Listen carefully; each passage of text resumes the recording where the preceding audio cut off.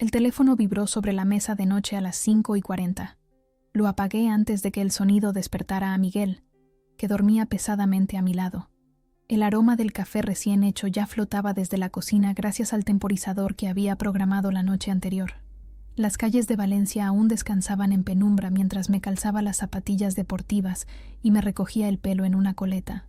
Otro día, otra batalla, pensé, mientras cerraba la puerta con cuidado. La Mercería, el restaurante donde trabajo desde hace 7 años, queda a 20 minutos a pie de mi apartamento. Caminar me despeja la mente antes de enfrentarme a la intensidad de la cocina. Al doblar por calle Colón, el amanecer comenzaba a teñir de naranja los edificios modernistas. Valencia despertaba lentamente, con algunos bares ya levantando sus persianas metálicas y el ocasional barrendero limpiando las aceras. Llegué 15 minutos antes de mi turno, como siempre. La puerta trasera estaba abierta, lo que me pareció extraño. Al entrar, encontré a Paco, el dueño, sentado en la oficina con expresión seria, algo inusual para alguien que siempre tenía una broma en los labios. «Adelante, Lucía, pasa», dijo, señalando la silla frente a él. «Tenemos que hablar antes de que lleguen los demás». Me senté con un nudo en el estómago. En 12 años de profesión, ese «tenemos que hablar» nunca había traído buenas noticias. «He decidido vender la mercería», soltó sin preámbulos. «Me ofrecen un buen dinero, y a mis 62 ya no tengo la energía de antes». Las palabras cayeron como un balde de agua fría. La mercería no era solo un trabajo, era el lugar donde había crecido profesionalmente, donde cada receta llevaba algo de mí.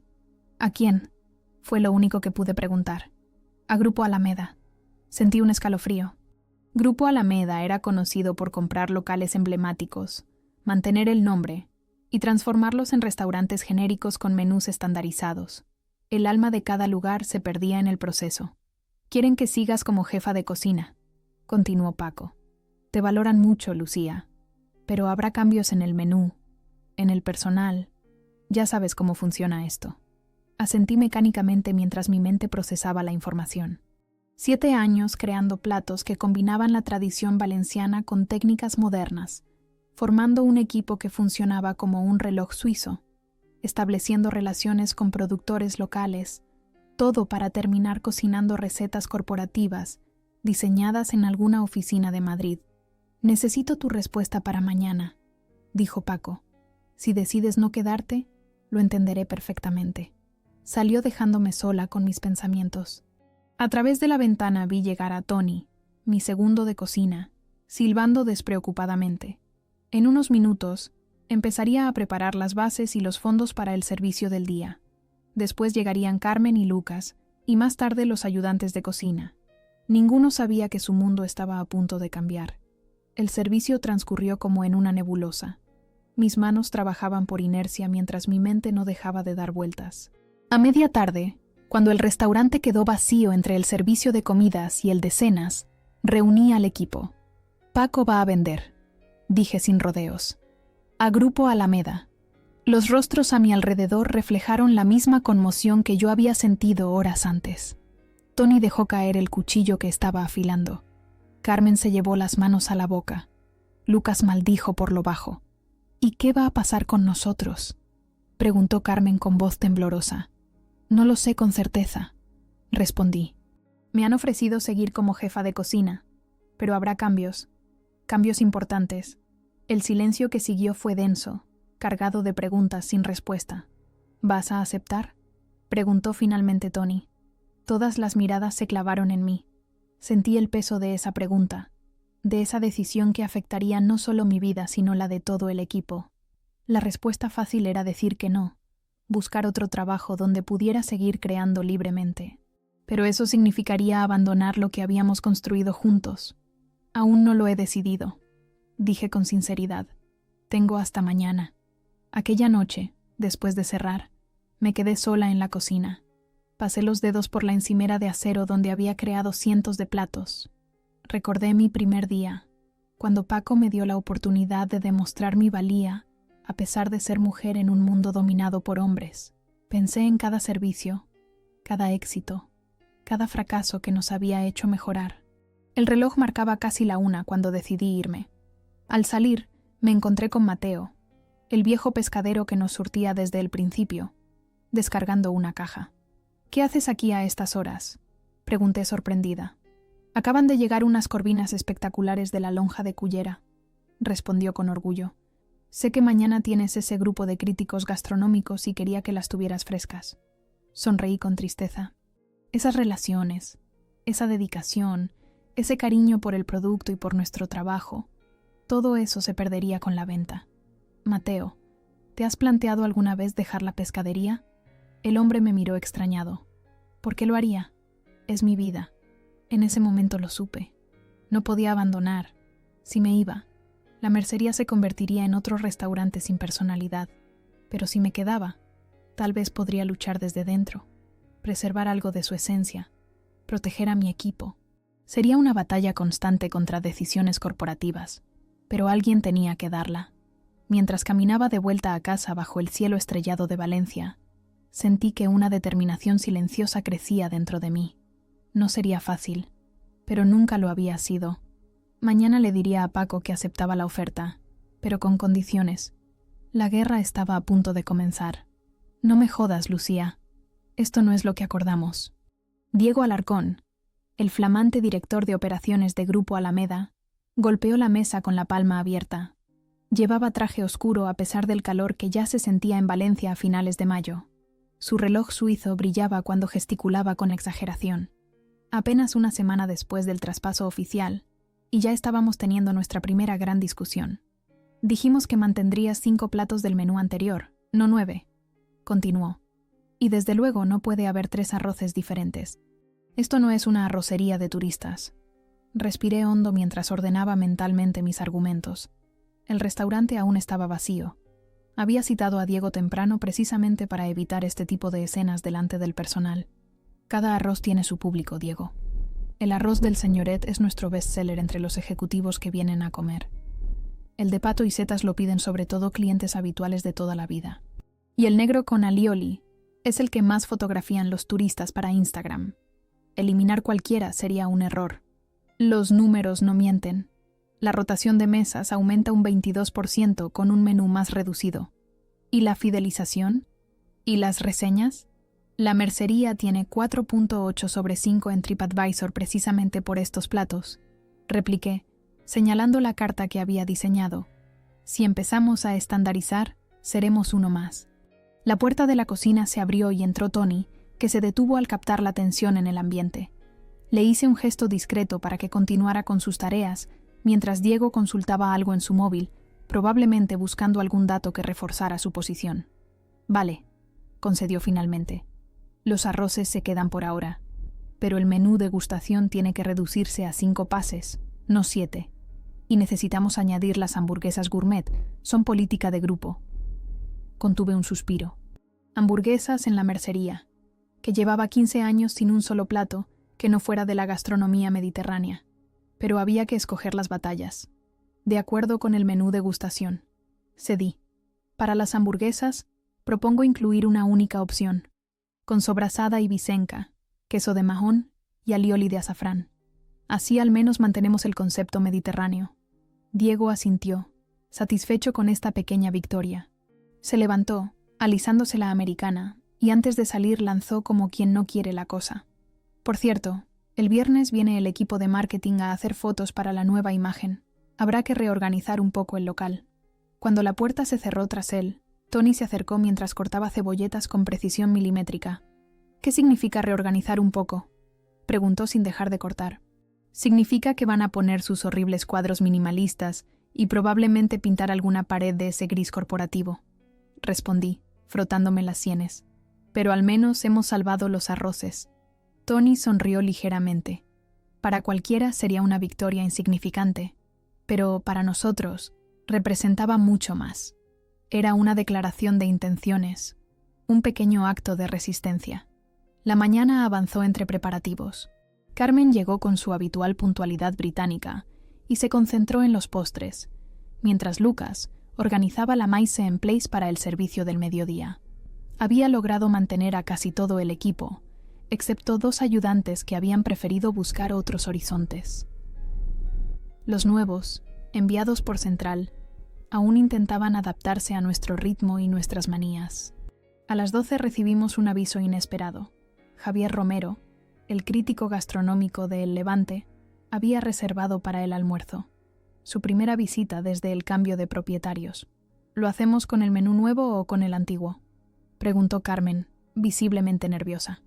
Con el híbrido, decidí. Si le servimos solo novedades, pensará que hemos perdido nuestra identidad. Si le damos solo clásicos, creerá que no estamos evolucionando. Tiene que ver que navegamos en aguas complicadas, pero que mantenemos el rumbo.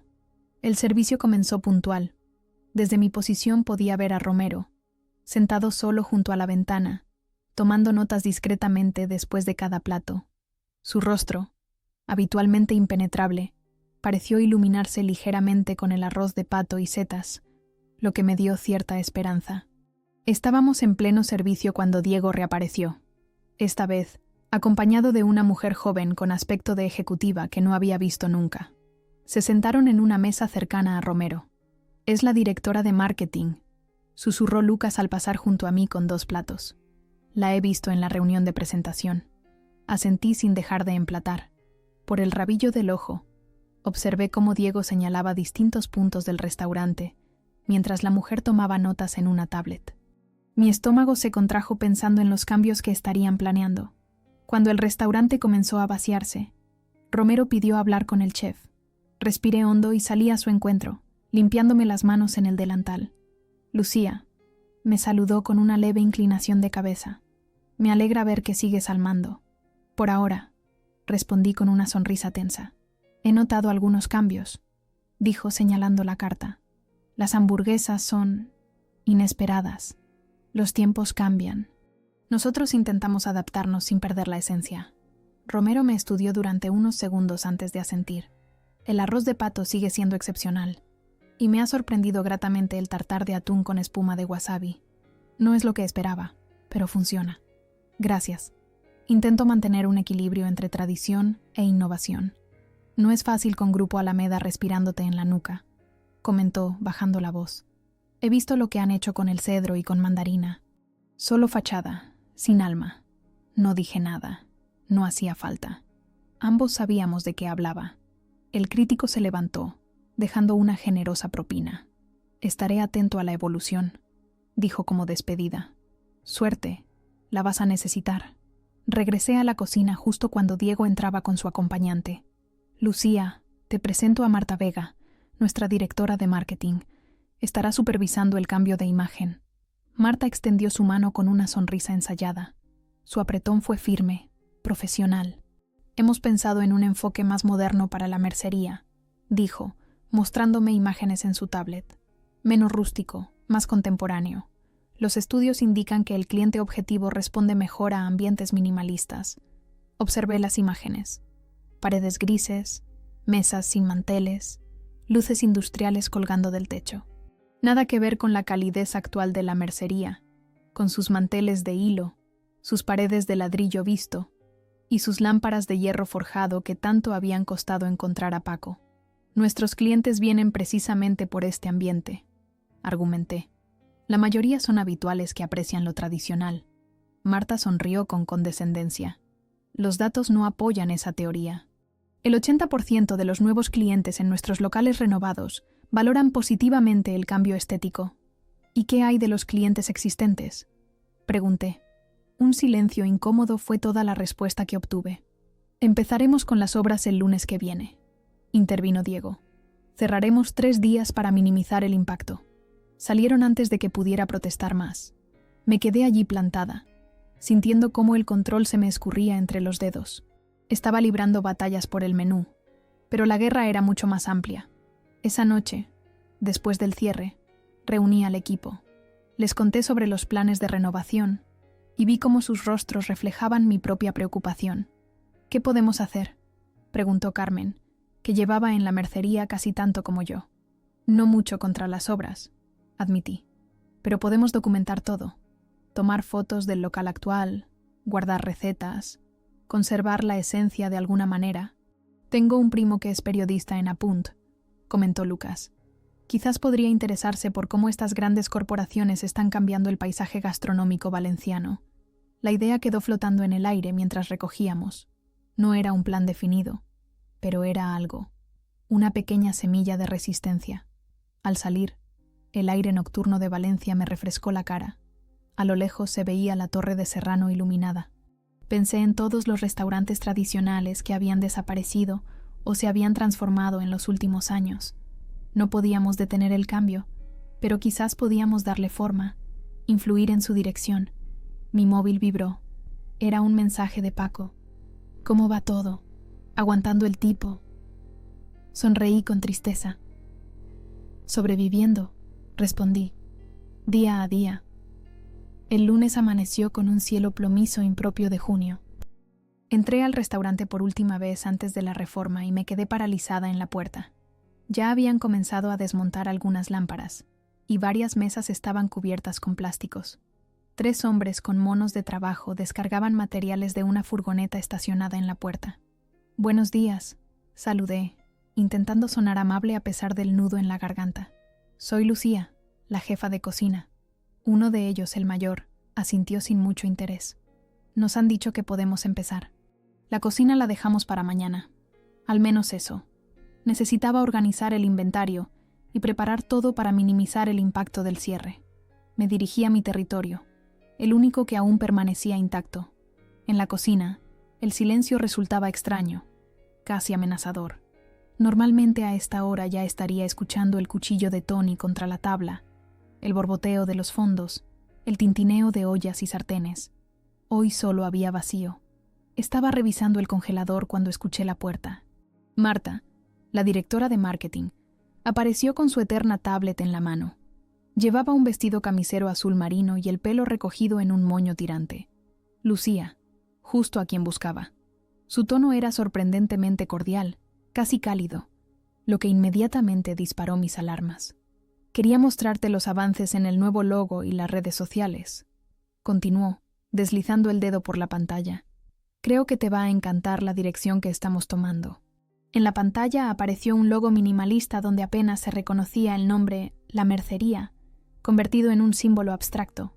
Los colores cálidos que siempre habían identificado al restaurante habían sido sustituidos por un gris metálico y un azul eléctrico. «Es diferente», dije, buscando palabras diplomáticas. «Exacto. Estamos reposicionando completamente la marca. Ya no sois un restaurante tradicional valenciano más, sino un espacio gastronómico contemporáneo con raíces mediterráneas». La forma en que pronunció tradicional valenciano sonó casi despectiva, como si fuera algo de lo que avergonzarse. «La tradición es lo que nos ha traído hasta aquí», respondí, controlando mi tono. «Nuestros clientes vienen buscando autenticidad». Marta suspiró, como quien tiene que explicar algo obvio a un niño. «Lucía, hay que evolucionar. El público objetivo que buscamos tiene entre 30 y 45 años, nivel adquisitivo alto, digitalmente activo. Quieren experiencias, no solo comida». Antes de que pudiera responder, su móvil sonó. Se excusó y salió a atender la llamada. Me quedé mirando la tablet que había dejado sobre la mesa, con aquel logo alienígena que pretendía representarnos. Por impulso, deslicé el dedo para ver más imágenes. Aparecieron fotos de otros restaurantes del grupo, todos con la misma estética clonada. Paredes grises, iluminación fría, muebles industriales. Luego, sorprendentemente, documentos internos. Uno de ellos llamó mi atención. Plan de optimización personal La Mercería. No debería haberlo abierto. Era información confidencial, pero mis dedos actuaron solos. El documento detallaba un plan de reducción de personal en 3 fases. La primera, inmediata tras la reforma, incluía prescindir de 2 personas, Carmen y uno de los camareros más antiguos. La segunda fase, prevista para septiembre, contemplaba reasignar a Tony a otro local del grupo y sustituirlo por alguien de la central. La tercera fase mencionaba reconsiderar el rol de dirección culinaria según resultados. Me estaban planificando la salida por fases. Primero debilitarían mi posición eliminando a mis apoyos. Luego me apartarían. Escuché pasos y rápidamente volví a la pantalla del logo. Marta regresó, tomó la tablet y continuó como si nada. «También estamos renovando la carta de vinos. Más referencias internacionales, menos locales», dijo, mostrándome un nuevo documento. El cliente cosmopolita valora lo global. Asentí mecánicamente mientras mi mente procesaba lo que acababa de descubrir. Cuando finalmente se marchó, me senté en un taburete, sintiendo el peso de la revelación. No solo estaban cambiando el aspecto y el menú, planeaban desmantelar por completo el equipo que había hecho grande a la mercería. La mañana transcurrió entre inventarios y preparativos. A mediodía llegó Tony, que se había ofrecido a ayudarme a pesar de ser su día libre. Mientras organizábamos la cámara frigorífica, le conté lo que había descubierto. «Hijos de puta», murmuró, golpeando una lata de conservas contra la estantería. «¿Y qué hacemos ahora? ¿Buscamos otros trabajos?» «Aún no lo sé», reconocí. «Necesito pensar». Salimos a comer algo a una terraza cercana, ambos en silencio, sumidos en nuestros pensamientos. El camarero, que nos conocía de vernos pasar cada día, nos miró extrañados. «¿Día libre?», preguntó con una sonrisa. «Reforma», respondí secamente. «Ah, sí, he visto los camiones». «¿Mucho cambio?» «Más de lo que imaginas», dijo Tony, dando un largo trago a su cerveza. De regreso al restaurante, nos encontramos con un hombre de unos 60 años observando atentamente la fachada donde ya habían comenzado a desmontar el antiguo letrero. Vestía un traje impecable y tenía un aire de autoridad natural. «Una pena», comentó al vernos. «Siempre me gustó ese rótulo». «A nosotros también», respondí deteniéndome. «Trabajamos aquí». El hombre nos miró con renovado interés. «Antonio Méndez», se presentó, extendiendo la mano. «Soy uno de los socios fundadores de Grupo Alameda». Tony y yo intercambiamos una mirada de sorpresa. No esperábamos encontrarnos con uno de los responsables de nuestro incierto futuro, y menos en la puerta, viendo cómo desmontaban el antiguo letrero. «Lucía Martí, jefa de cocina», me presenté. «Y él es Tony, mi segundo». «Lo sé», dijo con una sonrisa. «He comido aquí varias veces, siempre de incógnito. El arroz del señoret es excepcional». No supe qué responder. Este hombre representaba todo contra lo que estaba luchando, pero parecía sinceramente apreciar lo que hacíamos. ¿Le apetece ver el local antes de que lo destrocen completamente? Me atreví a preguntar, con un toque de amargura que no pude disimular. Méndez asintió, comprendiendo perfectamente el subtexto. «Me encantaría». Entramos los tres. Los operarios seguían trabajando, desmontando luminarias y preparando paredes para pintar. Méndez observaba todo con expresión indescifrable. 30 años en hostelería y nunca me acostumbro a este momento, comentó mientras recorríamos el comedor principal. Es como un trasplante de corazón. Técnicamente mejora el funcionamiento, pero siempre existe el riesgo de rechazo. Lo miré sorprendida. No esperaba esa sensibilidad de alguien que había construido un imperio, homogeneizando restaurantes. «¿Puedo ver la cocina?», pidió. Le mostré mi territorio, explicándole algunos detalles técnicos, las modificaciones que Paco había ido haciendo a lo largo de los años para adaptarla a nuestras necesidades. Méndez escuchaba con genuino interés. «¿Sabe por qué compramos la mercería?», preguntó de repente. «Supongo que por la ubicación y el prestigio», respondí. «Es un local rentable en una zona excelente». Méndez negó con la cabeza. «Por su alma, o más bien, por las personas que le dan alma», dijo, mirándome directamente. «Cuando evaluamos adquisiciones no solo vemos números, vemos potencial humano. Pues sus directores parecen tener otros planes», intervino Tony, incapaz de contenerse. «Planes que incluyen deshacerse de ese potencial humano». Méndez frunció el ceño, visiblemente confundido. «¿A qué te refieres exactamente?». Le conté lo que había descubierto en la tablet de Marta, sin mencionar cómo había accedido a esa información. Su expresión fue transformándose en una decreciente irritación. «Eso no estaba en los planes que aprobé», dijo finalmente. «De hecho, una de mis condiciones para la compra fue mantener al equipo clave intacto durante al menos 2 años». Se hizo un silencio tenso. Méndez sacó su móvil y consultó algo rápidamente. «Diego y Marta son parte de un equipo nuevo que incorporamos hace 6 meses», explicó. «Vienen de una cadena de restaurantes americanos y tienen ideas diferentes a las nuestras. Parece que están aplicando su propio libro de estilo sin consultar». Llamó a alguien y se apartó para hablar en privado. Tony y yo intercambiamos miradas de cautela, sin atrevernos a albergar esperanzas. Cuando regresó, su actitud había cambiado. Parecía más decidido, casi enérgico.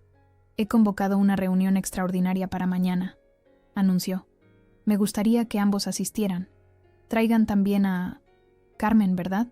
Y a cualquier otro miembro clave del equipo. ¿Qué va a pasar con la reforma?, pregunté. Continuará, pero con modificaciones, respondió. Hay contratos firmados que no podemos cancelar, pero puedo asegurarme de que respete la esencia del local. Cuando se marchó, Tony y yo nos quedamos mirando la puerta, aún procesando lo ocurrido. ¿Crees que podemos confiar en él?, preguntó Tony. No lo sé, reconocí, pero es la mejor carta que tenemos. Esa noche llamé a Carmen y Lucas para contarles lo sucedido. Todos acordamos acudir a la reunión, aunque con expectativas cautelosas. También llamé a Paco para informarle. Su reacción me sorprendió. Antonio Méndez fue quien me contactó personalmente para la compra, me dijo. Me dio su palabra de que respetarían la esencia de la mercería. Por eso acepté su oferta, aunque no era la más alta. Al día siguiente, los 4 entramos juntos en la sede de Grupo Alameda, un edificio moderno en la Avenida de Francia. La recepcionista nos indicó la sala de reuniones principal. Al entrar, encontramos a Méndez junto a otros 2 ejecutivos de aspecto serio. Diego y Marta ya estaban allí, visiblemente incómodos. Gracias por venir, nos saludó Méndez. Estamos aquí para redefinir el rumbo de la mercería. Lo que ocurrió en esa sala durante las siguientes 3 horas cambiaría completamente el futuro del restaurante, y con él, nuestras vidas. Pero esa es otra historia que merece ser contada con calma. Lo primero que quiero dejar claro es que hubo un malentendido sobre los objetivos de esta adquisición, comenzó Méndez, con las manos entrelazadas sobre la mesa de cristal. Compramos la mercería precisamente por su identidad, no para convertirla en otro restaurante genérico. La sala de reuniones tenía vistas al puerto de Valencia. Desde el 8º piso, se podían ver los barcos entrando y saliendo, diminutos como juguetes. Me concentré en esa imagen para mantener la calma mientras Diego se removía incómodo en su silla. Con todo respeto, Antonio, intervino Marta. Los estudios de mercado indican que... Los estudios de mercado son herramientas, no Biblias, la interrumpió Méndez. Nuestro grupo tiene 22 restaurantes. Si todos fueran iguales, ¿qué sentido tendría seguir adquiriendo más? Uno de los otros ejecutivos, un hombre calvo con gafas de montura fina que se había presentado como Ernesto, director financiero, asintió levemente. El tercero, más joven y que no había hablado todavía, tomaba notas sin levantar la vista. La mercería tiene un posicionamiento único en Valencia, continuó Méndez. Representa la cocina tradicional con toques modernos, pero sin perder la esencia. Tiene clientela fiel, críticas excelentes y proveedores locales comprometidos. Destruir eso por seguir un manual corporativo sería un error estratégico. Diego carraspeó antes de hablar. Entiendo el valor de la marca, pero la optimización operativa también es importante. El plan que desarrollamos con Marta busca precisamente aumentar la rentabilidad sin... He visto el plan, cortó Méndez. Incluye despedir a la mitad del equipo creativo en menos de 6 meses. ¿Cómo exactamente preservas la esencia de un restaurante sin las personas que lo hacen funcionar? El silencio que siguió fue denso, casi tangible. Miré a Carmen, sentada a mi izquierda, que mantenía la vista fija en sus manos. Tony, siempre más impulsivo, parecía a punto de decir algo, pero le di un ligero codazo para que esperara. Propongo un enfoque diferente, dijo Méndez finalmente. Lucía, ¿qué cambiarías tú del restaurante? La pregunta me pilló por sorpresa. Había venido preparada para defender lo existente, no para proponer cambios.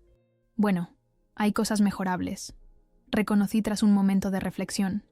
El sistema de reservas es anticuado, la bodega necesita actualización, y la carta podría ser más estacional para aprovechar mejor los productos de proximidad, pero mantendría la esencia. Los arroces, los platos emblemáticos, el ambiente acogedor y, sobre todo, el equipo. Méndez asintió, animándome a continuar. También podríamos expandir la oferta de mediodía, añadí con más confianza.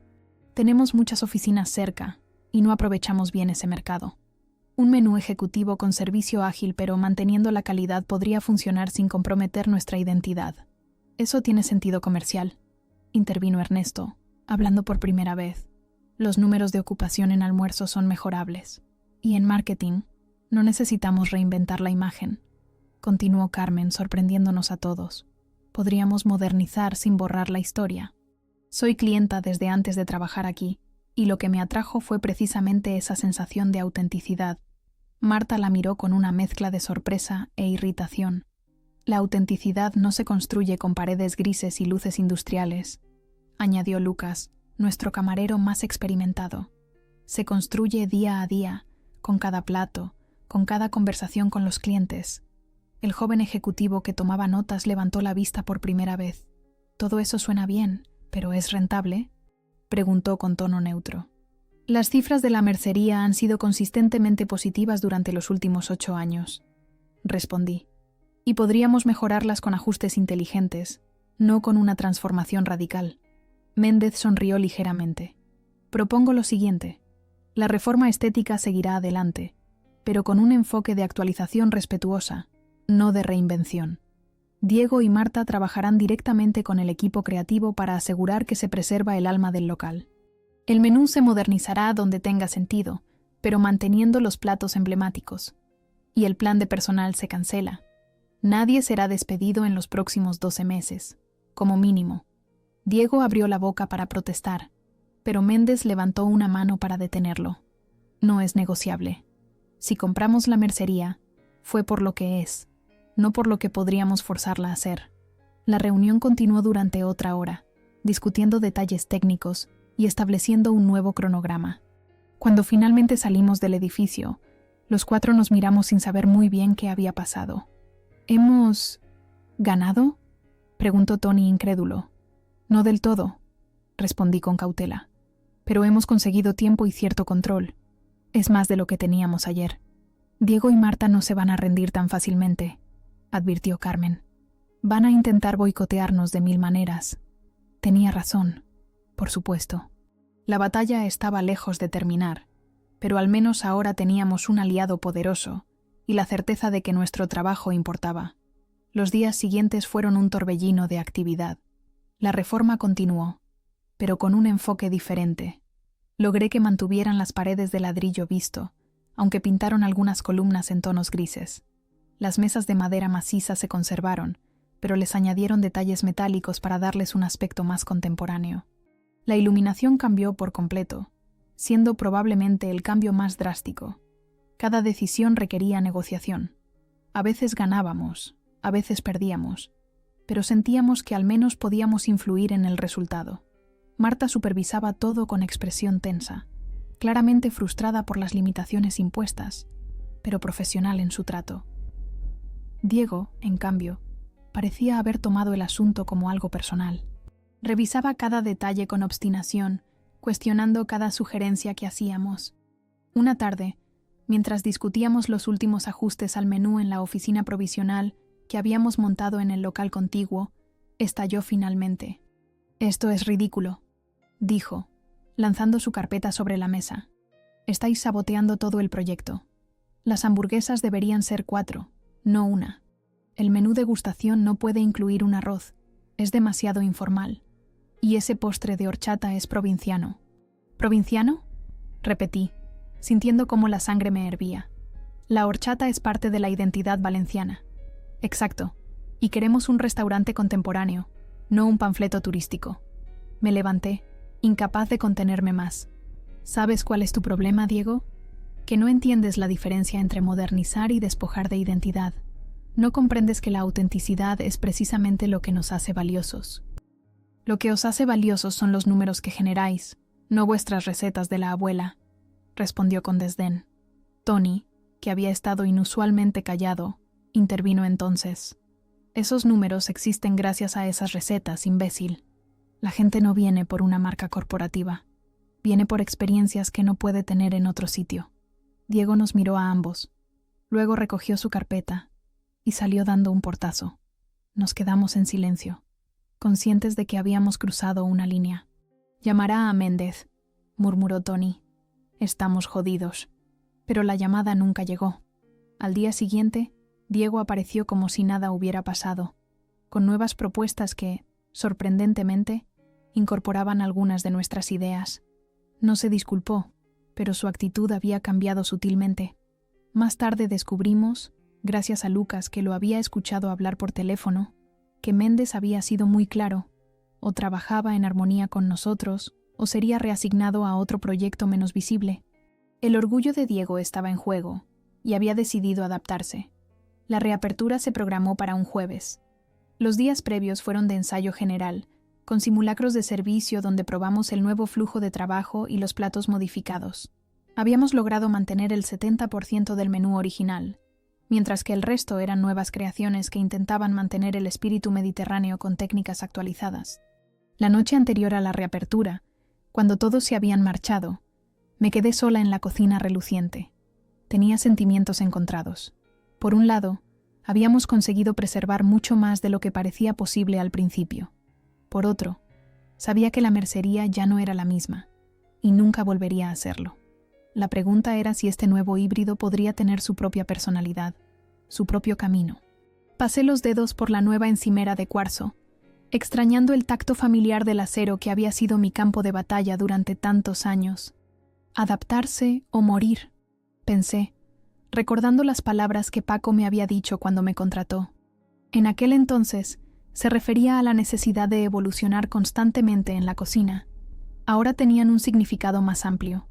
Mi móvil vibró. Era un mensaje de Méndez. Pásate por la oficina mañana antes de la apertura. Hay algo importante que discutir. Sentí un escalofrío. Cuando los jefes dicen que hay algo importante, rara vez son buenas noticias. ¿Habrían cambiado de opinión en el último momento? ¿Estarían pensando en vender de nuevo el restaurante? O tal vez, dejé volar mi imaginación mientras cerraba el local. Fuera lo que fuese, lo enfrentaría mañana. Por ahora, necesitaba descansar. La batalla por el alma de la mercería continuaría al amanecer. El despacho de Méndez olía a café recién hecho y a cuero. Estaba decorado con sobriedad, sin los excesos minimalistas que tanto gustaban a sus directivos más jóvenes. En las paredes, fotografías en blanco y negro de antiguos restaurantes valencianos, algunos ya desaparecidos. «Gracias por venir tan temprano, Lucía», dijo, señalando la silla frente a su escritorio. «¿Café?», asentí, intentando descifrar su expresión. Parecía cansado, pero tranquilo. «Quería hablar contigo antes de la reapertura porque hay decisiones importantes que tomar», comenzó, sirviendo 2 tazas. «Diego ha solicitado su traslado a otro proyecto. Dice que no puede trabajar bajo las condiciones actuales». Intenté no mostrar alivio, pero debí fallar porque Méndez sonrió ligeramente. «No te voy a pedir que finjas tristeza», continuó, «pero su salida nos deja con un problema. Necesitamos a alguien que dirija las operaciones de la mercería». Mi corazón dio un vuelco. ¿Estaba sugiriendo lo que creía? Normalmente traería a alguien de la central, explicó. Pero después de todo lo ocurrido, creo que el restaurante necesita a alguien que entienda su alma. Alguien que ya tenga la confianza del equipo. Tomó un sorbo de café, observándome por encima del borde de la taza. «Te estoy ofreciendo el puesto de directora, Lucía. Seguirías supervisando la cocina, por supuesto, pero también tendrías autoridad sobre el resto de operaciones. Responderías directamente ante mí, sin intermediarios». «Yo no sé qué decir», murmuré aturdida. «Soy cocinera, no gestora». «Eres ambas cosas, aunque quizás no lo sepas», respondió con convicción. «He visto cómo has manejado esta crisis, cómo has defendido a tu equipo sin cerrarte a los cambios necesarios. Eso es exactamente lo que necesitamos». Me explicó los detalles. Tendría un aumento de sueldo significativo, mayor autonomía para decisiones diarias y la posibilidad de formar a Tony para que asumiera más responsabilidades en cocina, liberando parte de mi tiempo. A cambio, tendría que cumplir objetivos de facturación y satisfacción del cliente y participar en las reuniones estratégicas del grupo. «Piénsatelo», dijo al terminar.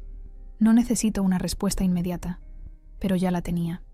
Si quería proteger lo que quedaba de la esencia de la mercería, necesitaba ese control. «Acepto», dije firmemente, «pero con una condición. Quiero carta blanca para las decisiones culinarias.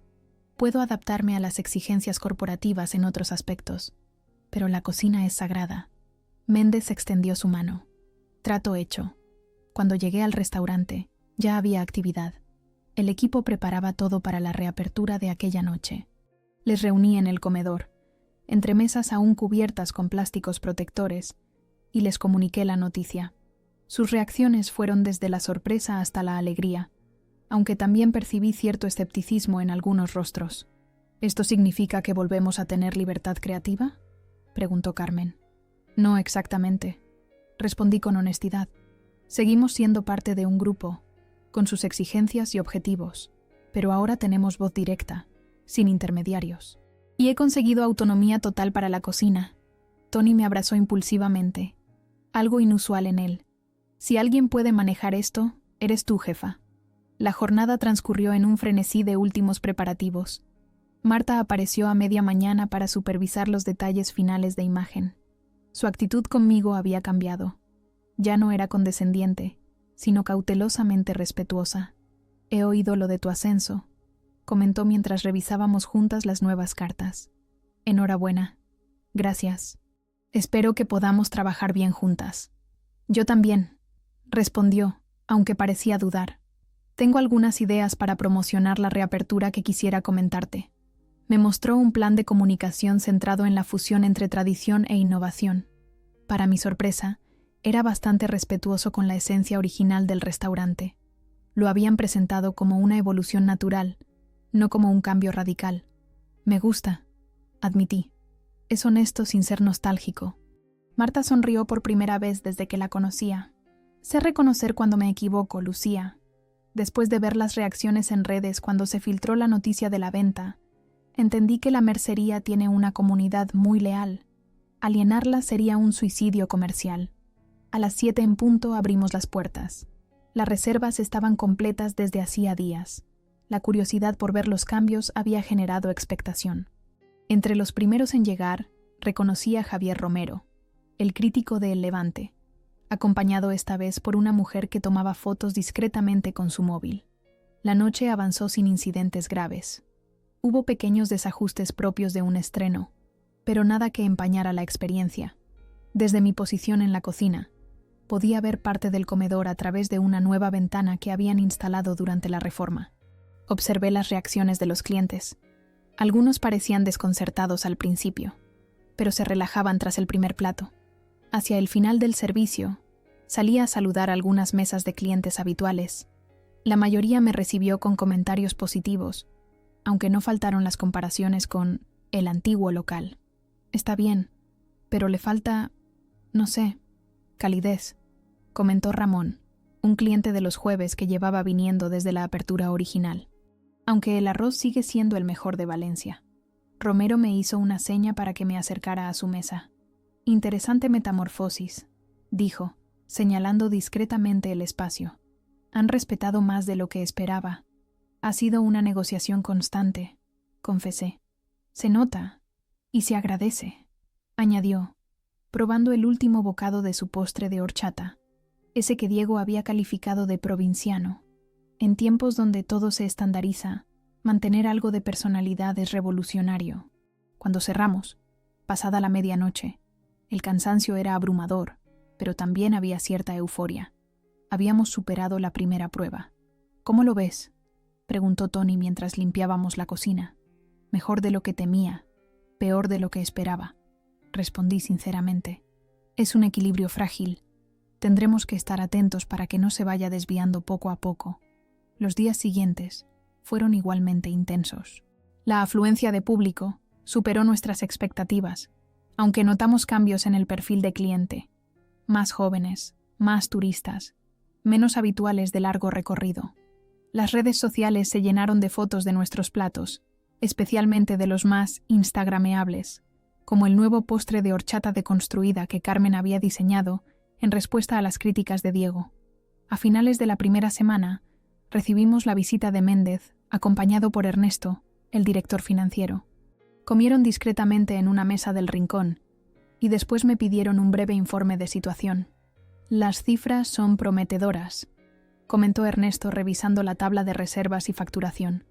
La ocupación ha aumentado un 18% respecto al mismo periodo del año anterior.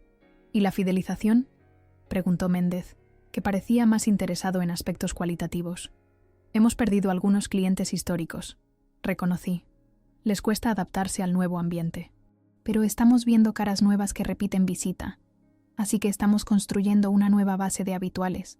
Méndez asintió, satisfecho. ¿Problemas con el personal? Algunos ajustes necesarios. Nos falta un ayudante de cocina desde que Javi decidió no continuar. Y estamos todos trabajando más horas de las debidas para compensar. Contrata a quien necesites, autorizó inmediatamente. Y ajusta los horarios. No quiero burnout en el equipo. Era refrescante trabajar con alguien que entendía que el personal no era un recurso desechable, sino el corazón del negocio. A medida que pasaban las semanas, fuimos encontrando nuestro ritmo. Tony asumió más responsabilidades en cocina, lo que me permitió concentrarme en aspectos más estratégicos. Carmen desarrolló una nueva línea de postres que combinaban tradición valenciana con presentaciones contemporáneas, convirtiéndose en uno de nuestros principales atractivos. Lucas reorganizó el servicio de sala, incorporando pequeños detalles personalizados para clientes habituales. Marta y yo establecimos una dinámica de trabajo sorprendentemente eficaz. Ella aportaba visión comercial y conocimiento de tendencias. Yo defendía la autenticidad y la coherencia con nuestra historia. A veces chocábamos, pero había un respeto mutuo que hacía productivas incluso las discusiones. Una tarde de finales de julio, mientras revisábamos el plan para el mes siguiente, Marta me mostró los resultados de una encuesta a clientes. La valoración general es muy positiva, explicó. Un 87% considera que la experiencia cumple o supera sus expectativas. Pero hay un dato interesante. Los que nos conocían antes de la reforma valoran más la comida, mientras que los nuevos aprecian más el ambiente. No me sorprende, comenté. Hemos sacrificado parte del calor del local original por un diseño más contemporáneo. Es lo que más me duele de todo el proceso. Marta reflexionó un momento. Quizás podríamos recuperar algo de esa calidez sin comprometer la estética actual. Pequeños detalles. Manteles de tela en la cena, iluminación más cálida en algunas zonas, música ambiental menos genérica. Me sorprendió su propuesta. Era exactamente lo que yo había estado pensando, pero no me había atrevido a sugerir, asumiendo que rechazaría cualquier retorno al pasado. ¿Por qué ese cambio de actitud?, pregunté directamente. Marta sonrió con cierta melancolía. Porque tenías razón, aunque me costara admitirlo. Un restaurante no es solo un concepto de marketing, es un organismo vivo, y la mercería tiene más alma que muchos otros locales con los que he trabajado. A principios de agosto, cuando Valencia se vaciaba por las vacaciones, implementamos esos pequeños cambios. También ajustamos el menú para hacerlo más fresco y ligero, aprovechando los productos de temporada. Funcionó. A pesar de ser temporada baja, mantuvimos un nivel de ocupación respetable. Fue entonces cuando Méndez me llamó con una propuesta inesperada. Quería que asesorara en la adquisición de otro restaurante emblemático, esta vez en Barcelona. No para dirigirlo, sino para ayudar a establecer un modelo de transición que respetara su esencia. Has demostrado que se puede modernizar sin destruir, me dijo. Quiero que ese enfoque se extienda a todo el grupo. El reconocimiento me halagó, pero también me preocupó. No quería alejarme de la cocina, ni de mi equipo. Serían solo un par de viajes al mes, me aseguró al notar mi inquietud, y podrías llevar a Tony para que también participe en el proceso. Acepté, con la condición de que nunca interfiriera con mis responsabilidades en la mercería. Comenzaba a entender que mi papel ya no era solo el de cocinera, sino el de guardiana de una forma de entender la gastronomía. A mediados de mes, cuando la ciudad parecía adormecida por el calor y la ausencia de vecinos, recibimos una llamada inesperada.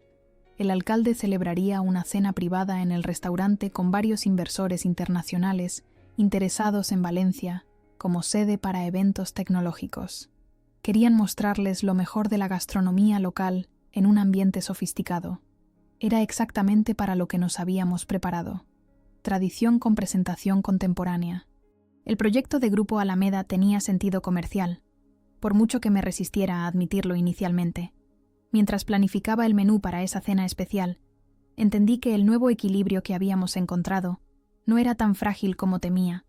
Era un equilibrio dinámico, en constante ajuste, pero con raíces profundas. El móvil vibró sobre la mesa. Era un mensaje de Paco. ¿Cómo va todo por mi antigua casa? Sonreí al responder. Diferente, pero sigue siendo la mercería. Pásate un día y compruébalo tú mismo. Su respuesta llegó casi inmediatamente. La semana que viene. Tengo noticias que contarte. Paco entró al restaurante con la familiaridad de quien regresa a su hogar después de un largo viaje. Se detuvo en el umbral, absorbiendo los cambios con mirada analítica. Llevaba una guayabera blanca que contrastaba con su piel bronceada y un pantalón claro. Parecía más descansado de lo que lo había visto en años. Está diferente, comentó mientras le mostraba el espacio renovado. Pero no tanto como temía.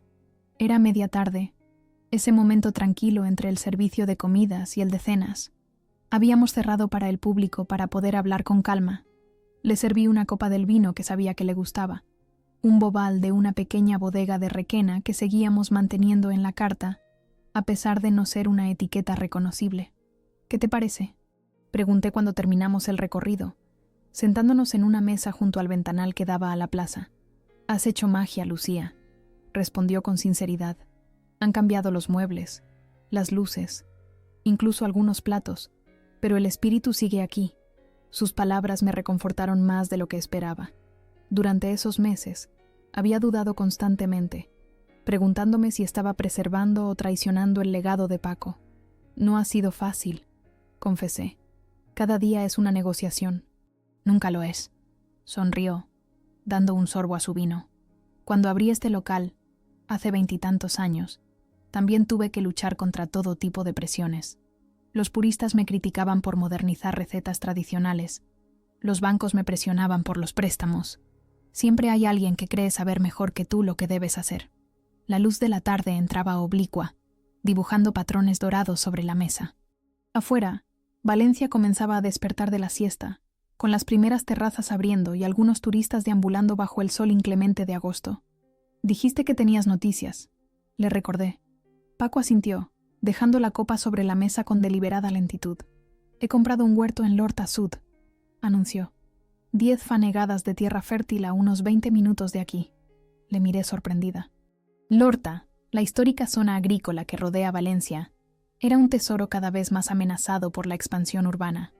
«¿Vas a convertirte en agricultor?», pregunté con una sonrisa. «En parte», respondió. «Quiero cultivar variedades locales, recuperar sabores que están desapareciendo. Tomates de pera valenciana, pimientos del Cuerno, melones de Alger, habas tempranas. Y he pensado que quizás a la mercería le interesaría tener un proveedor exclusivo». La propuesta me dejó sin palabras por un momento. Era una oportunidad extraordinaria. Producto ultrafresco, de proximidad absoluta, cultivado por alguien que entendía exactamente lo que buscábamos. «Sería perfecto», respondí finalmente. «Podríamos diseñar los cultivos juntos, planificar el menú según la temporada real, no la de los distribuidores». «Exacto», sonrió Paco. «Y además, me gustaría que fuera algo más que una simple relación comercial. He pensado en crear un espacio donde los clientes puedan visitar el huerto, participar en talleres, entender de dónde viene lo que comen». La idea resonó profundamente con lo que habíamos estado intentando hacer, preservar la autenticidad mientras evolucionábamos. Era como si Paco, desde fuera, hubiera encontrado la pieza que faltaba en nuestro puzzle. «¿Crees que Grupo Alameda lo aceptaría?», pregunté, pensando en las complicaciones logísticas y contractuales. «Depende de cómo se lo presentemos», respondió Paco. «Si lo ven como una oportunidad de marketing, como algo que diferencia a la mercería del resto de sus restaurantes, estarán interesados». Tenía razón. Méndez siempre había insistido en que lo que buscaban era singularidad, no homogeneidad. Un huerto propio, con la historia del fundador detrás, era una narrativa perfecta. Esa misma noche, después del servicio, reuní al equipo para contarles la propuesta de Paco. La reacción fue entusiasta, especialmente entre los cocineros más jóvenes, que rara vez tenían la oportunidad de conectar directamente con el origen de los ingredientes. «Podríamos hacer un menú degustación basado exclusivamente en productos del huerto», sugirió Tony, que siempre había sido el más creativo del equipo. «O una línea de conservas artesanales para los meses de menor producción», añadió Carmen. «Mermeladas, encurtidos, salsas». La energía en aquella reunión improvisada me recordó a los primeros tiempos, cuando abríamos cada día con la emoción de crear algo nuevo. Durante meses habíamos estado a la defensiva, protegiendo lo que podíamos del viejo espíritu contra las fuerzas corporativas. Ahora, por primera vez, sentíamos que podíamos construir algo nuevo sin traicionar lo anterior. Al día siguiente concerté una reunión con Méndez para presentarle la idea. Para mi sorpresa, no solo la aprobó, sino que propuso ampliarlo. Quería que el huerto surtiera también a otro restaurante del grupo especializado en cocina de mercado. Tendríamos que ampliar la producción, comenté. Paco ha comprado 10 fanegadas, pero podríamos necesitar más. El dinero no es problema si el proyecto es viable, respondió Méndez. Lo que me interesa es la historia, restaurantes con raíces reales, literalmente. Es exactamente el tipo de autenticidad que buscamos. Durante las semanas siguientes, el proyecto del huerto tomó forma. Paco contrató a un joven agrónomo especializado en variedades autóctonas y comenzaron las primeras plantaciones para la temporada de otoño. Desde el restaurante, participábamos en la planificación, sugiriendo cultivos según nuestras necesidades culinarias. Un sábado de septiembre, organizamos la primera visita oficial. El equipo al completo, incluyendo camareros y personal de limpieza, nos trasladamos al huerto para conocer el espacio y entender mejor el proyecto. Paco nos recibió junto al casero, un hombre mayor llamado Vicente que había trabajado esas tierras toda su vida y ahora actuaba como asesor. Lo que estáis viendo ahora no es nada, explicó Paco mientras recorríamos los surcos recién preparados. En unos meses, esto será un vergel. Hemos respetado las acequias tradicionales, algunas con más de 800 años de antigüedad. El agua viene directamente del Turia, como siempre se ha hecho en Lorta. Vicente, que había permanecido callado hasta entonces, intervino con voz pausada.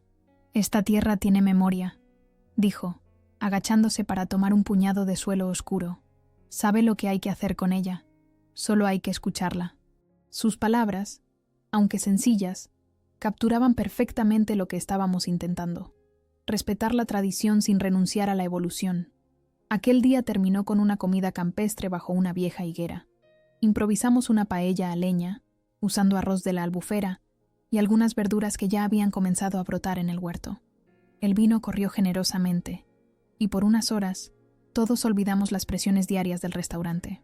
De vuelta a Valencia, mientras observaba el perfil de la ciudad acercándose a través de los campos de Lorta, tuve una certeza. Estábamos escribiendo un nuevo capítulo para la mercería, no un epílogo. Los primeros productos del huerto llegaron a finales de octubre.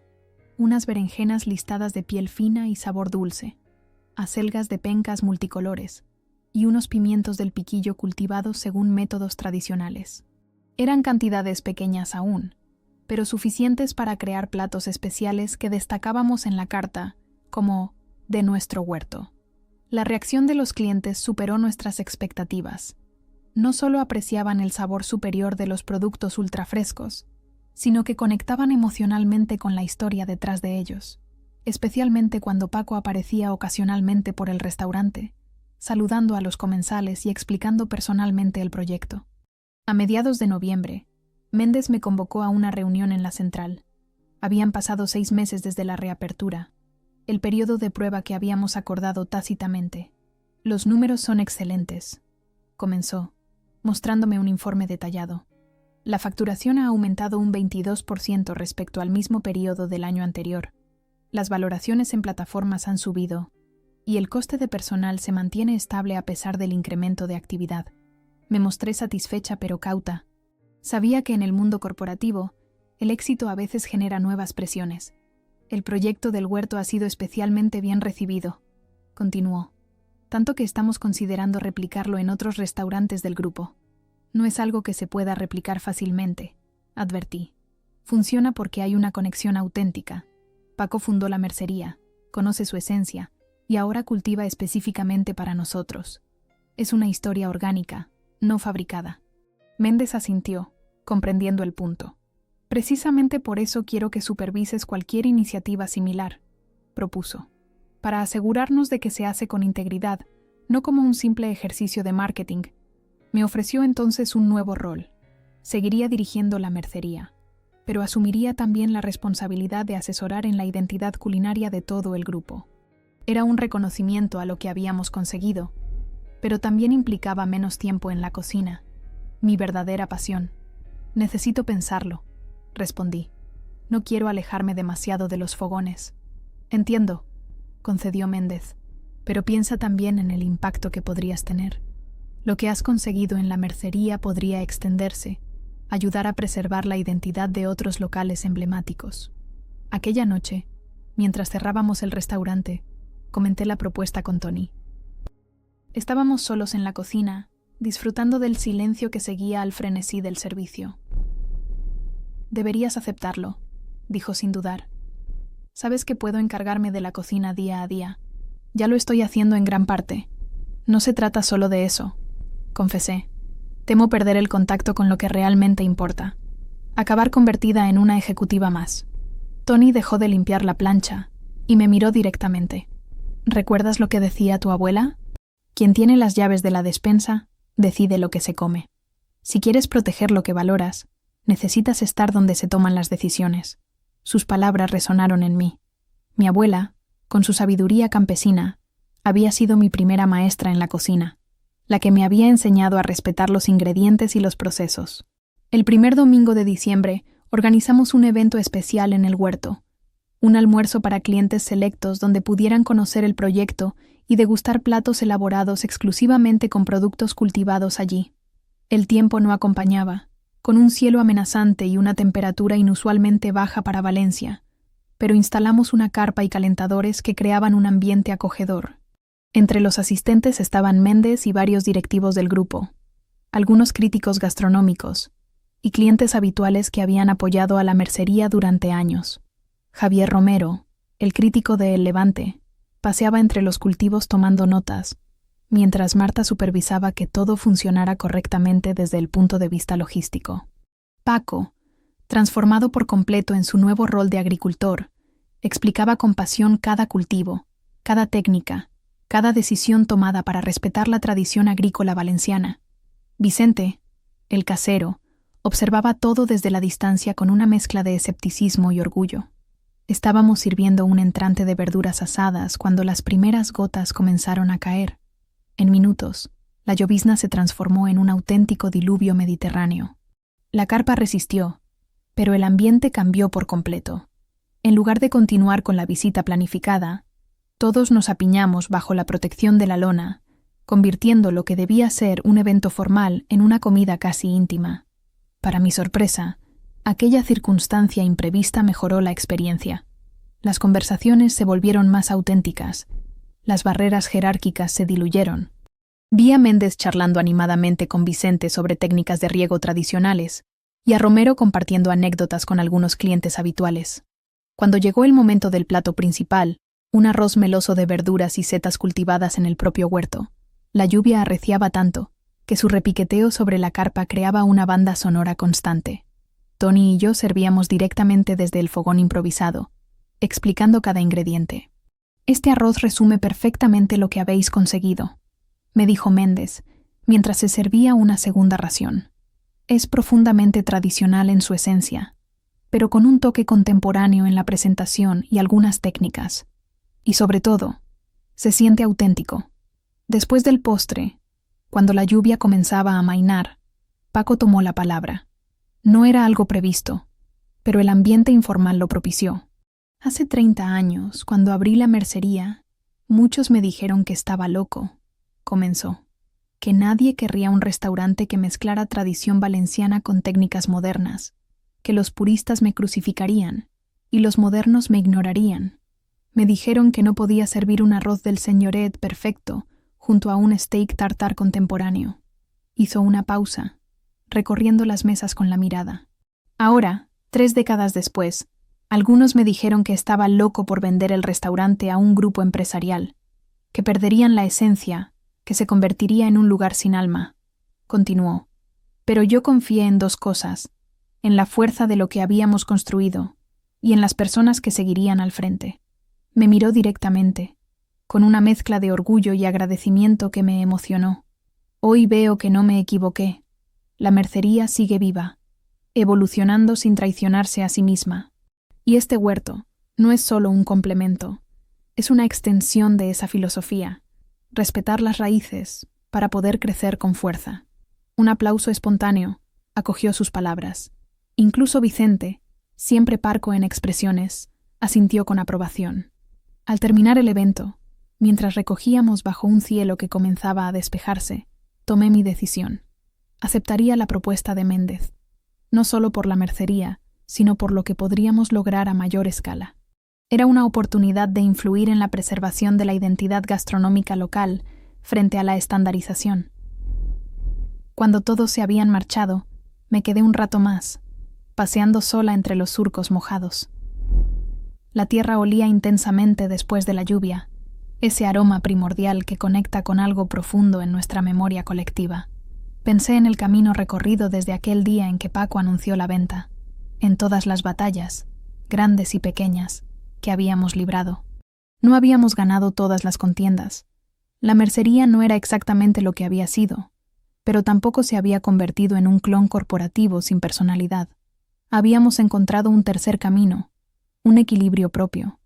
Al llegar a la vieja higuera donde habíamos compartido aquella primera comida con el equipo, me detuve.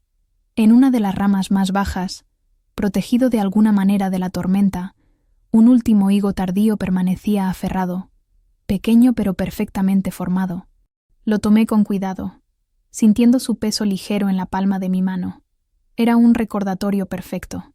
Las raíces importan, pero también los nuevos brotes. Y en ese ciclo constante de preservación y renovación estaba el verdadero secreto de la continuidad.